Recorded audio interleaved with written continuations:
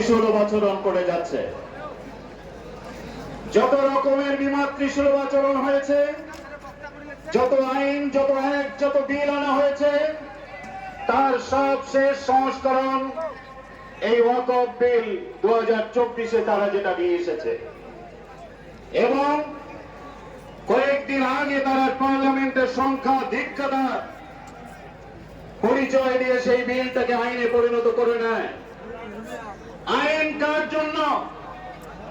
আইন তো হলো দেশের মানুষের জন্য, যার জন্য করা হবে তার মঙ্গলের জন্য।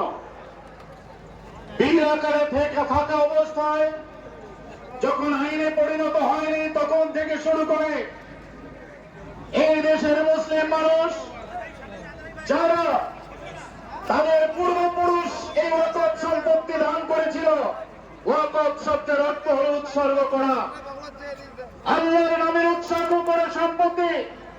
সেখানে মসজিদ, মাদ্রাসা, ঈদগাহ, গোরস্থান যেমন আছে, কিছু সম্পত্তি আছে সেগুলো গরিব মুসলিমদের আর্থসামাজিক উন্নয়নের জন্য